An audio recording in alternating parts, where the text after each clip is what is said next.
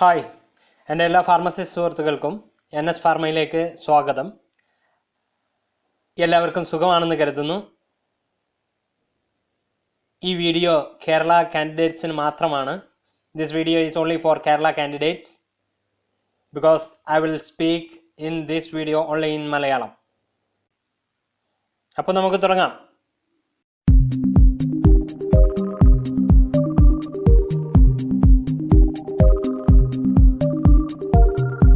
Hello everyone, welcome to NS Pharma YouTube channel for Pharmacist.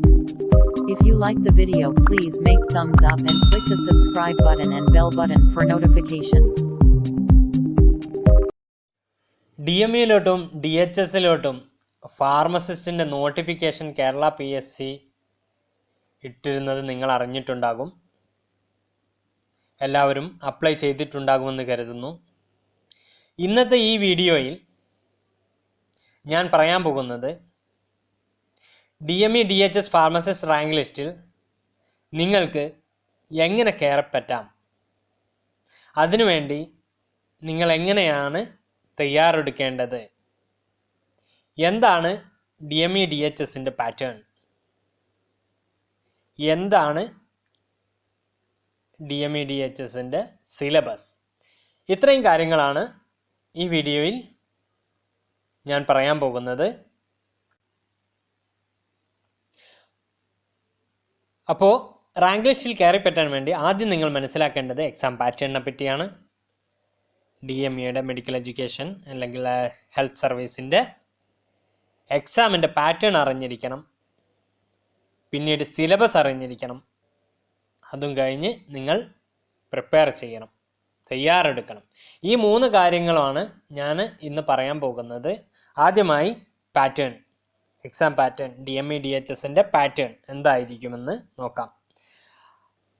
First point MCQ pattern. Multiple choice questions ആയിരിക്കും എക്സാമിന്. 4 options ഉണ്ടാകും, ABCD. ഇതിൽ ഒന്ന് മാത്രമായിരിക്കും ശരിയായ ഉത്തരം, അത് മാത്രം ടിക്ക് ചെയ്യണം. രണ്ടാമത്തെ പോയിന്റ് നെഗറ്റീവ് മാർക്കിംഗ്. കേരള PSCയുടെ നിയമമനുസരിച്ച് തെറ്റുത്തരങ്ങൾക്ക് നെഗറ്റീവ് മാർക്കിംഗ് ഉണ്ടായിരിക്കുന്നതാണ്. DME DHSനും ഇതേ നിയമം ബാധകമാണ്. ഒരു ക്വസ്റ്റ്യൻ തെറ്റുത്തരം എഴുതി കഴിഞ്ഞാൽ 0.33 മാർക്ക് മൈനസ് ചെയ്യുന്നതാണ്. അതായത് 1/3 മാർക്ക് റെഡ്യൂസ് ചെയ്യുന്നതാണ്. അതുകൊണ്ട് നെഗറ്റീവ് മാർക്കിംഗ് ഇല്ലാതെ ശ്രമിക്കുക, മാക്സിമം ഒഴിവാക്കാൻ ശ്രമിക്കുക. 100% ഷുവറായ ക്വസ്റ്റ്യൻസിന് മാത്രം നിങ്ങൾ ആൻസർ ടിക്ക് ചെയ്യുക. 3 ഓപ്ഷൻസ് അല്ലെങ്കിൽ 4 ഓപ്ഷൻസും അറിയില്ലെങ്കിൽ അത് ടിക്ക് ചെയ്യാതിരിക്കുന്നതായിരിക്കും ഉത്തമം. അതല്ല 2 ഓപ്ഷൻസ് നിങ്ങൾക്കറിയാം, അത് രണ്ടും ആൻസർ അല്ല എന്നും നിങ്ങൾക്കറിയാം. അങ്ങനെയെങ്കിൽ ബാക്കി 2 ഓപ്ഷനിൽ നിങ്ങൾക്ക് പ്രോബബിലിറ്റി എടുക്കാവുന്നതാണ്. കാരണം 50% ചാൻസ് ഉണ്ട്. ആയതിനാൽ നിങ്ങൾക്ക് 2 ഓപ്ഷനിൽ നിങ്ങൾക്ക് ഏതെങ്കിലും ഒന്ന് സെലക്ട് ചെയ്യാവുന്നതാണ്. ടോട്ടൽ 100 ക്വസ്റ്റ്യൻസ് ആണ് ഉണ്ടാകുക. മൾട്ടിപ്പിൾ ചോയ്സ് ക്വസ്റ്റ്യൻസ് 100 ക്വസ്റ്റ്യൻസ് ഉണ്ടാകും. 100 മാർക്കിനാണ് ക്വസ്റ്റ്യൻസ്. എല്ലാ 100 ക്വസ്റ്റ്യൻസും ഫാർമസി റിലേറ്റഡ് ക്വസ്റ്റ്യൻസ് ആണ് എന്നാണ് അറിയാൻ കഴിഞ്ഞത്. ഇതിനു മുന്നുള്ള എക്സാംസിനെല്ലാം 80 ക്വസ്റ്റ്യൻസ് ആയിരുന്നു ഫാർമസി ക്വസ്റ്റ്യൻസ്, ഫാർമസി റിലേറ്റഡ് സബ്ജക്റ്റിൽ നിന്നും. ബാക്കി 20 ക്വസ്റ്റ്യൻസ് ജനറൽ നോളേജ് ആയിരുന്നു, GK ക്വസ്റ്റ്യൻസ് ആയിരുന്നു. പക്ഷേ ഇനി മുതൽ എല്ലാ ക്വസ്റ്റ്യൻസും ഫാർമസി സബ്ജക്റ്റിൽ നിന്നാണ് എന്നാണ് അറിയാൻ കഴിഞ്ഞത്. 100 ക്വസ്റ്റ്യൻസും ഫാർമസി റിലേറ്റഡ് സബ്ജക്റ്റിൽ നിന്നായിരിക്കും. ആയതിനാൽ GK കുറവാണെന്ന് കരുതി എക്സാം എഴുതാതിരിക്കേണ്ട. ഫാർമസി സബ്ജക്റ്റ് പഠിച്ചു കഴിഞ്ഞാൽ തീർച്ചയായിട്ടും നിങ്ങൾക്ക് റാങ്ക് ലിസ്റ്റിൽ കയറിപ്പറ്റാം. പിന്നീട് ഒരു കാര്യം ശ്രദ്ധിക്കാനുള്ളത് ഡ്യൂറേഷൻ ഓഫ് എക്സാം ആണ്. എക്സാം ഡ്യൂറേഷൻ 1 മണിക്കൂറും 15 മിനിറ്റുമായിരിക്കും ടോട്ടൽ. അതായത് 75 മിനിറ്റ് ആയിരിക്കും ടോട്ടൽ. 100 ക്വസ്റ്റ്യൻസിന് 75 മിനിറ്റ്. അതായത് ഒരു ക്വസ്റ്റ്യന് ഏകദേശം 1 മിനിറ്റ് പോലും സമയം PSC തരുന്നില്ല. കൃത്യമായി പറഞ്ഞാൽ 45 സെക്കൻഡ് മാത്രമാണ് നിങ്ങൾക്ക് ഒരു ക്വസ്റ്റ്യൻ ആൻസർ ചെയ്യാൻ വേണ്ടി കേരള PSC തന്നിരിക്കുന്നത്. അപ്പം ടൈം വളരെ വാല്യുബിൾ ആണ്. അടുത്ത പോയിന്റ് ശ്രദ്ധിക്കാനുള്ളത് number of question from each subject. ഓരോ സബ്ജക്റ്റിൽ നിന്നും എത്ര ക്വസ്റ്റ്യൻസ് നിങ്ങൾക്ക് പ്രതീക്ഷിക്കാം. ഞാൻ ഏകദേശം 6 പ്രീവിയസ് ഇയർ ക്വസ്റ്റ്യൻ പേപ്പർ DMEയുടെയും DHSൻ്റെയും നോക്കി. അപ്പോൾ 6 പ്രീവിയസ് ഇയറിൽ നിന്നും എനിക്ക് മനസ്സിലായ ഒരു ചാർട്ടാണിത്. ഓരോ സബ്ജക്റ്റിൽ നിന്നും എത്ര ക്വസ്റ്റ്യൻസ് ആണ് വരുന്നത് എന്ന്. ഇതിൽ എല്ലാ സബ്ജക്റ്റിനും ഇപ്പോൾ ഫാർമസ്യൂട്ടിക്സ് ആണെങ്കിൽ 80 ക്വസ്റ്റ്യൻസിൽ നിന്ന് 20 ക്വസ്റ്റ്യൻസ് ആണ് ജനറലി ഏകദേശം വരുന്നത്. അത് ഈ 6 ക്വസ്റ്റ്യൻ പേപ്പറിലും 20 എന്നല്ല, ചില ക്വസ്റ്റ്യൻ പേപ്പറിൽ 17, ചില ക്വസ്റ്റ്യൻ പേപ്പർ 22, ചില ക്വസ്റ്റ്യൻ പേപ്പർ 18, അങ്ങനെയൊക്കെ ഉണ്ട്. ഏവറേജ് എടുത്തു കഴിഞ്ഞാൽ 20 ആണ് കിട്ടുന്നത് ഈ 6 പ്രീവിയസ് ഇയർ ക്വസ്റ്റ്യൻ പേപ്പറിൽ നിന്ന്. Pharmacist diploma based pharmacist previous year exam ക്വസ്റ്റ്യൻസിൻ്റെ അതിൽ 3 ക്വസ്റ്റ്യൻ പേപ്പർ നമ്മൾ ഓൾറെഡി ഡിസ്കസ് ചെയ്ത് കഴിഞ്ഞിട്ടുണ്ട്. അതിൻ്റെ ലിങ്ക് ഞാൻ താഴെ ഡിസ്ക്രിപ്ഷനിൽ കൊടുത്തിട്ടുണ്ട്. അപ്പോൾ ഫാർമസ്യൂട്ടിക്സിലെ 80 ക്വസ്റ്റ്യൻസിൽ നിന്ന് 20 ക്വസ്റ്റ്യൻ ഏകദേശം വന്നിട്ടുണ്ട്. അതായത് വളരെ ഇമ്പോർട്ടൻ്റ് ആയിട്ടുള്ള ഒരു സബ്ജക്റ്റാണ് ഫാർമസ്യൂട്ടിക്സ്. ഇപ്പോൾ ഇനി മുതൽ 100 ക്വസ്റ്റ്യൻസ് ആണ്. അതുകൊണ്ട് 100 ക്വസ്റ്റ്യനിൽ ഏകദേശം 25 ക്വസ്റ്റ്യൻ നിങ്ങൾക്ക് ഫാർമസ്യൂട്ടിക്സിൽ നിന്നും പ്രതീക്ഷിക്കാം. ജൂറിസ്പ്രുഡൻസ് ആണെങ്കിൽ 5 ക്വസ്റ്റ്യൻസ് ആണ് 80 നിന്ന് വന്നിരുന്നത്. ചില സമയത്ത് 7, 8 വരെ ഉണ്ടായിട്ടുണ്ട്. 8 ക്വസ്റ്റ്യൻസ് വരെ വന്നിട്ടുണ്ട്. 100 ക്വസ്റ്റ്യൻസിൽ ഏകദേശം 8 ക്വസ്റ്റ്യൻ നിങ്ങൾക്ക് പ്രതീക്ഷിക്കാം. ഫാർമസ്യൂട്ടിക്കൽ കെമിസ്ട്രി ഫസ്റ്റ് ഇയറോ second year chemistry 1 and 2 8 questions ആണ് 80 വന്നിരുന്നത്. 100-ൽ ഏകദേശം 10 ക്വസ്റ്റ്യൻസ് പ്രതീക്ഷിക്കാം. അടുത്ത 2 സബ്ജക്റ്റ്, അതായത് ഫാർമക്കോഗ്നോസിയും ഫാർമക്കോളജിയും വളരെ ഇമ്പോർട്ടൻ്റ് ആണ്. ഫാർമക്കോഗ്നോസി 10 ക്വസ്റ്റ്യൻ 80 നിന്ന് വന്നിരുന്നു. അതായത് 100-ൽ 12 ക്വസ്റ്റ്യൻസ് നിങ്ങൾക്ക് പ്രതീക്ഷിക്കാം. ഇത് കൃത്യമായിട്ടില്ല, 12 ചിലപ്പോൾ 14 ചിലപ്പോൾ കുറഞ്ഞൊന്നും വരാം. ഏകദേശം ഒരു റേഞ്ചാണ് ഇത് കാണിച്ചിരിക്കുന്നത്. പിന്നെ ഫാർമക്കോളജി ആണെങ്കിൽ 20 ക്വസ്റ്റ്യൻസ് ആണ് 80 നിന്ന് വന്നിരുന്നത്. ഫാർമക്കോളജി ആൻഡ് ടോക്സിക്കോളജി വിഭാഗത്തിൽ നിന്ന് 100-ൽ നിന്ന് ഏകദേശം 25 ക്വസ്റ്റ്യൻ നിങ്ങൾക്ക് പ്രതീക്ഷിക്കാം. പിന്നെ അതർ സബ്ജക്റ്റ് എന്ന് പറയുമ്പോൾ ബയോകെമിസ്ട്രി, ഫിസിയോളജി ആൻഡ് അനാട്ടമി, പിന്നെ health education and community pharmacy, drug store and business management, hospital and clinical pharmacy. ഇത്രയും സബ്ജക്റ്റിൽ നിന്ന് 17 ക്വസ്റ്റ്യൻസ് ആയിരുന്നു 80-ൽ നിന്ന് വന്നിരുന്നത്. ഏകദേശം 20 ക്വസ്റ്റ്യൻ നിങ്ങൾക്ക് 100-ൽ പ്രതീക്ഷിക്കാം. അപ്പോൾ ഈ ചാർട്ടിൽ നിന്ന് നിങ്ങൾക്ക് മനസ്സിലാക്കാൻ കഴിയും pharmaceutics, pharmacognosy and pharmacology are very important. Pharmacology, pharmacognosy and pharmaceutic, ഇത് മൂന്നും കൂടുതൽ സമയമെടുത്ത് കൂടുതൽ ഇമ്പോർട്ടൻ്റ് ആയിട്ട് പഠിക്കുക. ബാക്കി സബ്ജക്റ്റും പഠിക്കേണ്ടതുണ്ട്. അടുത്തതായി എക്സാം സിലബസ്, DHSൻ്റെയും DMEയുടെയും ഫാർമസിസ്റ്റ് എക്സാമിൻ്റെ സിലബസ്. അത് പറയുന്നതിന് മുന്നായിട്ട് ഒരു കാര്യം പറയാനുണ്ട്. യൂട്യൂബിൽ ഒരു വീഡിയോ ക്രിയേറ്റ് ചെയ്യുക എന്ന് പറയുന്നത് വളരെ ബുദ്ധിമുട്ടുള്ള കാര്യമാണ്. അതുകൊണ്ട് തന്നെ നിങ്ങളുടെ എല്ലാ സപ്പോർട്ടും എനിക്ക് ആവശ്യമാണ്. വീഡിയോ ക്രിയേറ്റ് ചെയ്യാൻ വേണ്ടിയിട്ട് നിങ്ങളുടെ സപ്പോർട്ട് നിർബന്ധമായും ആവശ്യമാണ്. ആയതിനാൽ നിങ്ങൾ ഇതുവരെ എൻ്റെ ചാനൽ സബ്സ്ക്രൈബ് ചെയ്തിട്ടില്ല എങ്കിൽ വീഡിയോക്ക് താഴെയുള്ള ആ ചുവപ്പ് കളർ സബ്സ്ക്രൈബ് ബട്ടൺ ക്ലിക്ക് ചെയ്യണം. അതുപോലെ ബെൽ ബട്ടണും പ്രസ് ചെയ്ത് നോട്ടിഫിക്കേഷൻ എനേബിൾ ചെയ്യുക. അപ്പോൾ എൻ്റെ വീഡിയോ നിങ്ങൾക്ക് എത്രയും പെട്ടെന്ന് തന്നെ അപ്ലോഡ് ചെയ്ത ഉടൻ നിങ്ങൾക്ക് കാണാൻ സാധിക്കുന്നതാണ്. കൂടെ വീഡിയോ ലിങ്ക് നിങ്ങളുടെ ഫാർമസിസ്റ്റ് ഫ്രണ്ട്സിലേക്കും അതുപോലെ ഫാർമസിസ്റ്റിൻ്റെ ഗ്രൂപ്പുകളിലേക്കും വാട്സപ്പ് ഗ്രൂപ്പുകളിലേക്കും ഷെയർ ചെയ്യുക. അപ്പോൾ നമുക്ക് സിലബസ് തുടങ്ങാം. എല്ലാ 3 ദിവസത്തിലും ഞാൻ ഓരോ വീഡിയോ അപ്ലോഡ് ചെയ്യുന്നതാണ്. നിങ്ങൾ ഇതുവരെ എൻ്റെ വാട്സപ്പ് ഗ്രൂപ്പിൽ ജോയിൻ ചെയ്തിട്ടില്ല എങ്കിൽ DMEക്കും DHSനും വേണ്ടിയിട്ട് പ്രിപ്പയർ ചെയ്യാനുള്ള വാട്സപ്പ് ഗ്രൂപ്പാണ്. അതിൽ നിങ്ങൾ ഇതുവരെ ജോയിൻ ചെയ്തിട്ടില്ല എങ്കിൽ നിങ്ങൾക്ക് ഡിസ്ക്രിപ്ഷൻ ബോക്സിൽ ക്ലിക്ക് ചെയ്താൽ വാട്സപ്പ് ഗ്രൂപ്പിൻ്റെ ലിങ്ക് കാണാം. അതിൽ ക്ലിക്ക് ചെയ്ത് ജോയിൻ ചെയ്യാവുന്നതാണ്.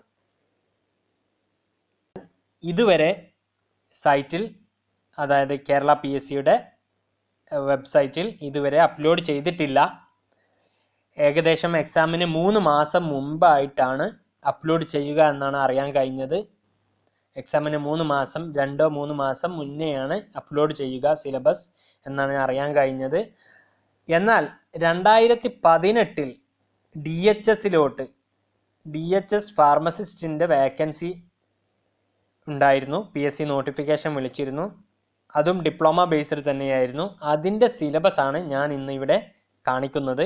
നിങ്ങൾക്ക് ഇത് നോക്കി നിങ്ങളുടെ പഠനം ക്രമീകരിക്കാവുന്നതാണ്. Diploma based സിലബസാണ്. അതുകൊണ്ട് ഇതുപയോഗിച്ച് ഡിപ്ലോമ ഫാർമസി സിലബസ് ഉപയോഗിച്ച് നിങ്ങളുടെ പഠനം നിങ്ങൾക്ക് ക്രമീകരിക്കാവുന്നതാണ്. ഓരോ സബ്ജക്റ്റിനെയും ടോപ്പിക്സ് എടുത്ത് പറയാൻ ഞാൻ ഉദ്ദേശിക്കുന്നില്ല. നിങ്ങൾക്കത് വീഡിയോയിൽ കണ്ട് മനസ്സിലാക്കാവുന്നതാണ്. നിങ്ങൾക്കൊന്നെങ്കിൽ സ്ക്രീൻഷോട്ട് ചെയ്യാം, അല്ലെങ്കിൽ എഴുതിയെടുക്കാം, നിങ്ങളുടെ ഇഷ്ടം പോലെ. Unit 1 pharmacopoeia, immunity, immunological products, ഇതെല്ലാം ഇതിൽ വരുന്നു. Second unit anatomy and physiology. ഇതിൽ third unit nutrition, health, demography, family planning, communicable disease, ഇതെല്ലാം തേർഡ് യൂണിറ്റിൽ. ഫോർത്ത് യൂണിറ്റായിട്ട് inorganic officials compound and limit test, chemistry, inorganic chemistry, different ആയിട്ടുള്ള analgesic, hypnotics, tranquillisers, analeptics, ഇതെല്ലാം ഇതിലാണ് പെടുന്നത്. Unit 5 pharmacology of following class of drug, different class of drugs. Unit 6 പറയുന്നത് വീണ്ടും pharmacology തന്നെയാണ്. ഡിഫറെൻറ്റ് ആൻറ്റിബയോട്ടിക് എല്ലാം ഇതിൽ കവർ ചെയ്യുന്നുണ്ട്. Unit 7 disease manifestation, pathophysiology and symptom and treatment of different poisoning, ഇതെല്ലാം ഇതിൽ കവർ ചെയ്യുന്നുണ്ട്. Symptom and treatment. യൂണിറ്റ് 8, ഈ യൂണിറ്റ് നിങ്ങൾക്ക് വേണമെങ്കിൽ സ്ക്രീൻഷോട്ട് എടുക്കാം, അല്ലെങ്കിൽ നിങ്ങൾക്ക് എഴുതി വെക്കാം. വീഡിയോ പോസ്റ്റ് ചെയ്തതിന് ശേഷം എഴുതിയെടുക്കാം, എല്ലാം നിങ്ങളുടെ ഇഷ്ടം പോലെ. യൂണിറ്റ് 8 ഡിഫറെൻറ്റ് ഫാർമസ്യൂട്ടിക്കൽ എയ്ഡ്സ്, പിന്നീട് നിങ്ങൾക്ക് മനസ്സിലാക്കാം ഇതിലകത്ത് chemical constituent of following drugs, category of drugs. അടുത്തത് unit 9. Carbohydrate, protein, lipids, vitamins, പിന്നെ therapeutics. Unit 10 pharmacy act, jurisprudence വിഭാഗത്തിൽ, ഡ്രഗ് ആൻഡ് കോസ്മെറ്റിക് ആക്ട്, പിന്നെ പോയ്സണസ് ആക്ട് എല്ലാം വിടുന്നുണ്ട്. അപ്പോൾ ഇതെല്ലാമാണ് സിലബസ്. അടുത്തതായി നമുക്ക് നോക്കേണ്ട പോയിന്റ് എക്സാം പ്രിപ്പറേഷൻ. എങ്ങനെയാണ് എക്സാമിന് തയ്യാറെടുക്കേണ്ടത്? എക്സാം തയ്യാറെടുക്കേണ്ട main point, first one, solve previous year question paper. കഴിഞ്ഞ വർഷങ്ങളിലെ ഫാർമസിസ്റ്റിൽ വേക്കൻസിയിലായിട്ട് വിളിച്ചിട്ടുള്ള കേരള PSCയുടെ ക്വസ്റ്റ്യൻ പേപ്പർ സോൾവ് ചെയ്ത് നോക്കുക. അപ്പോൾ പഴയ ക്വസ്റ്റ്യൻ പേപ്പർ സോൾവ് ചെയ്ത് പഠിക്കുക. ഇതാണ് മെയിൻ ആയിട്ടുള്ള പോയിന്റ്. അതിന് നിങ്ങൾക്ക് ഞാൻ ഈ ഡിസ്ക്രിപ്ഷനിൽ 3 ക്വസ്റ്റ്യൻ പേപ്പർ ഞാൻ ഇതുവരെ സോൾവ് ചെയ്തിട്ടുണ്ട് വിത്ത് explanation. 3 question paper already solve ചെയ്തിട്ടുണ്ട്. ഇനിയും വീഡിയോ നിങ്ങൾക്ക് പ്രതീക്ഷിക്കാവുന്നതാണ് പുതിയ ക്വസ്റ്റ്യൻ പേപ്പേഴ്സിൻ്റെ, പഴയ ഇയർ ക്വസ്റ്റ്യൻ പേപ്പേഴ്സിൻ്റെ. അപ്പോൾ ഈ 3 ക്വസ്റ്റ്യൻ പേപ്പേഴ്സിൻ്റെയും ലിങ്ക് ഞാൻ താഴെ കൊടുത്തിട്ടുണ്ട്. നിങ്ങൾക്കത് നോക്കി പഠിക്കാം. പിന്നെ നിങ്ങൾ ശ്രദ്ധിക്കേണ്ട കാര്യമെന്ന് പറഞ്ഞു കഴിഞ്ഞാൽ, ഡിപ്ലോമ ബേസ്ഡ് സ്റ്റഡി പഠിക്കുമ്പം ഡിപ്ലോമ ബേസിലാണ് പഠിക്കേണ്ടത്. കാരണം BPharm കാൻഡിഡേറ്റും ഈ ജോബിന് അപ്ലൈ ചെയ്യാവുന്നതാണ്, അപ്ലൈ ചെയ്തിട്ടുണ്ടാവുമെന്ന് കരുതുന്നു. അപ്പോൾ നിങ്ങൾ BPharm ബേസിലല്ല പഠിക്കേണ്ടത്, ഡിപ്ലോമ ബേസ്ഡ് സ്റ്റഡിയാണ് ആവശ്യമുള്ളത്. പ്രത്യേകിച്ച് പഠിക്കേണ്ട സബ്ജക്റ്റ് സൂട്ടിക്സിക്കോളജി കോഗ്നോസിക്ക് ഇമ്പോർട്ടൻസ് കൊടുക്കണം.